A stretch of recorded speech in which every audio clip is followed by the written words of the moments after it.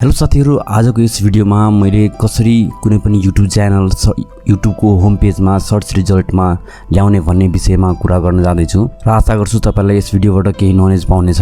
कुनै पनि YouTube channel create गर्नुअघि तपाईले चाहिँ त्यसको नाम चाहिँ एकदमै युनिक सोच्नुपर्ने हुन्छ, जुन कि अरु कसै क्रिएटरले क्रिएट नगरेको होस्। र यदि तपाईले युनिक नेम चुज गरेर च्यानल क्रिएट गर्दा पनि तपाईको च्यानल यदि सर्च रिजल्टमा आउँदैन भने कसरी त्यसलाई फिक्स गर्ने भनेर आज यो भिडियो बनाएको छु।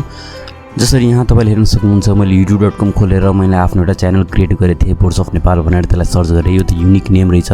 अनि तर फिल्टर्समा गएर टाइपमा च्यानलमा क्लिक गरेर हेर्दा चाहिँ यो बोर्सअफ नेपाल च्यानल चाहिँ त्यहाँनिर देखाइदिएन हैन, च्यानल चाहिँ क्रिएट भइसकेको छ।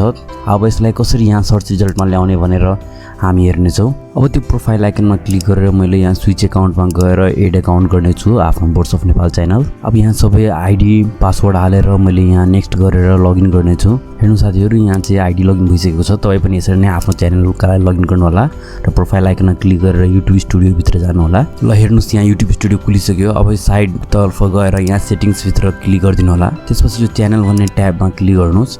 यहाँनिर तपाईले देख्न सक्नुहुन्छ एउटा कीवर्ड सेक्सन्स भनेर छ। धेरै जस्तो च्यानल क्रिएट गरिसकेपछि युजरहरूले यो चाहिँ हाल्न बिर्सिनुहुन्छ। यहीँबाट तपाईको च्यानल चाहिँ डिस्कभर हुने हो, युट्युबको होम पेजमा सर्च रिजल्टमा आउने हो। यहाँनिर तपाईले आफ्नो च्यानलको नाम हाल्दिनुस्, च्यानल के को बारेमा हो त्यो सबै डिटेल्सहरु हाल्नुस्। सिम्पल यहाँ वर्ड लेख्नु र साइडमा कमा लेखिदिएपछि यो चाहिँ छुटिन्छ अनि सेभ गरिदिनुस्। यसरी गरिसकेपछि तपाईले आफ्नो भिडियोहरु चाहिँ अपलोड गर्न सुरु गर्नुपर्छ है। अहिले चाहिँ तपाईको च्यानल देखिदैन, भिडियोहरु अपलोड गर्दै जानुस्। कम से कम 4-5 वटा भिडियो अपलोड गर्नुस् र केही समय लिन्छ, 1-2 दिनको समय। त्यसपछि तपाई सर्च गरेपछि तपाईको च्यानल चाहिँ त्यहाँनिर देखिन्छ युट्युबको होम पेजमा।